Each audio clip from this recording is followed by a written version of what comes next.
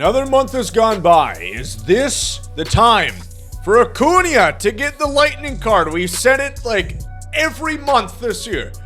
Is it finally time, or is somebody else going to sweep in and get it?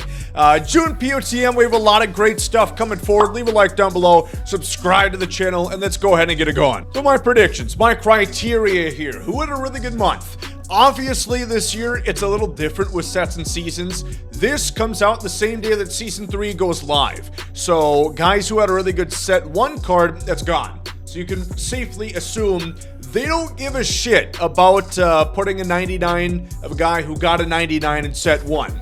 And also, you know, I can't just list off every single Atlanta Brave, because if I could, I would. They've been that good. Michael Harris. He, Rookie of the Year last year, was fucking horrible for the first 2 months, and he has hit fire.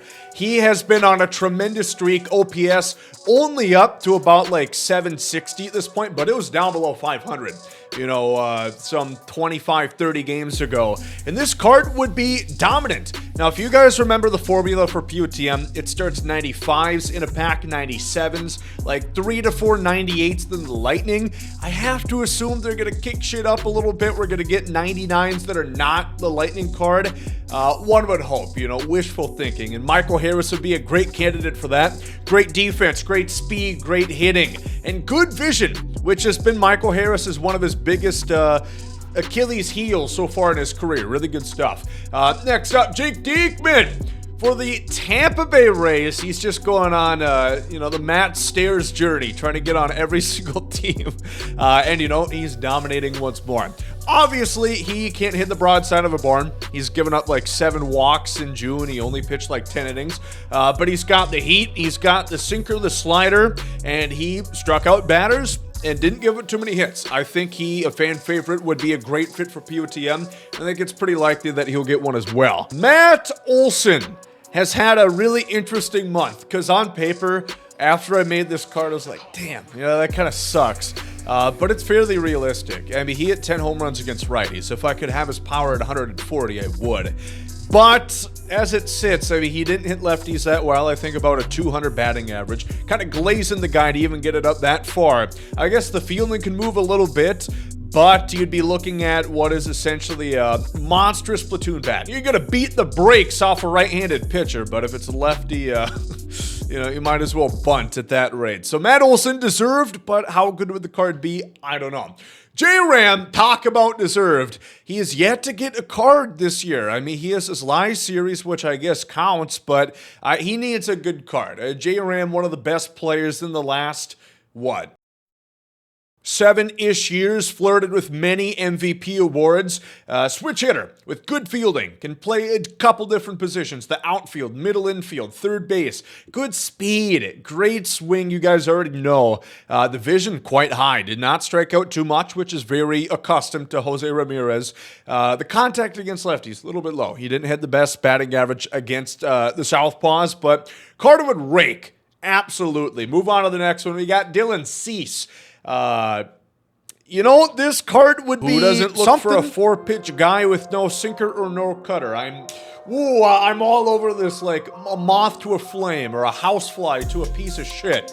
Yeah, that's kind of what this card is. Sadly, they've not gotten to a point where they can make guys without the sinker or without the outlier or these typical traits that make a guy good in MLB The Show translate the guys who don't throw those kind of pitches. And Dylan Cease is one of them. So, I don't know. Do you just slap a sinker on and call it a day? I'm not sure.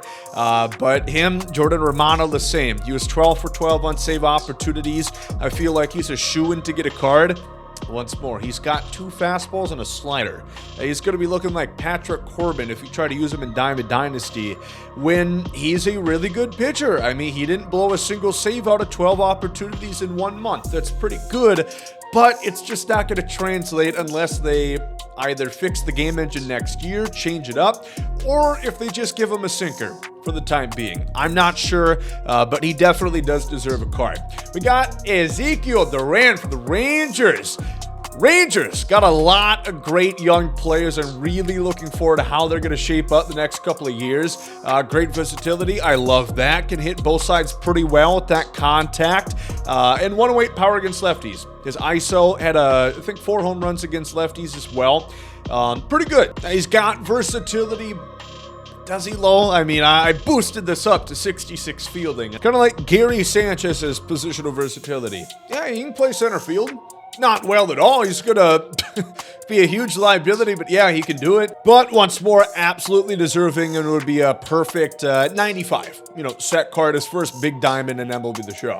We got Tommy Pham, the slapper. If you guys remember that joke that we used 90 times last year. He's weirdly putting together a good month again. That's what Tommy Pham does. Mid, except for a month where he catches fire, and that's what he's done here. And honestly, this card would be pretty solid. Against lefties, 110, 113 is what I gave him. Really good clutch. The vision is, don't look at it the same way that he has a hard time looking at the strike zone. 66, again. Boosted up, that is. Tommy Pham would be pretty good. I like his swing for a righty. Braxton Garrett. This is a card that a lot of people instantly are going to be like, wow, who cares? Who's that? Well, the Marlins are playing like you should know who they are. They're the second best team in the East. Not the Phillies, not the Mets, it's the Marlins. And Braxton has been a pretty good part of it. That pitching, not Sandy, has been good. And this card would play. The only problem he does not throw hard, 93 on the 4-seam and sinker, is a little tough. Yeah, that's a little visual error on the 96-mile-an-hour circle change up. Jeez. Yeah, change speeds, goes faster than the fastball. You know, he'd be a fun card, lefty sinker cutter combo that I think would play pretty nicely and pretty decent stats as well. Blake Snell just happened to turn into Randy Johnson for the month of June. I mean, he was incredible. He was untouchable. But again, with this pitch mix, he's not gonna play like Randy Johnson unless you're playing Conquest. I mean, if you use him online, people are gonna hit him. It doesn't matter how good the hit 9, the K9, it's gonna help a little bit. It's like covering a pothole with Scotch tape. I mean, it's not gonna do a whole lot for you. So I don't know. Maybe do just give him outlier, have him throw 104, even though he doesn't in real life. Maybe. Not sure what the answer is. The stats would be pretty great. Just the pitch repertoire is going to need some work if he's going to be as dominant as he was in real life. So Snell should get like a 99. He was ridiculous. Ketel Marte. We talked about some of those set 1 diamonds phasing out. He's a perfect example. His card came out night 1. So it's been out for a long time, 3+ months. And he had a really good month. Ketel Marte quietly is having an incredible season.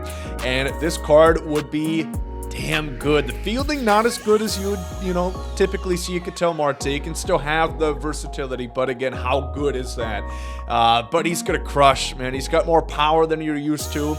The vision was pretty good for Ketel as well. I think this would be a perfect 98-ish card that they could introduce. But I think Fernando Tatis might get one of the 99s if they drop him before the Lightning.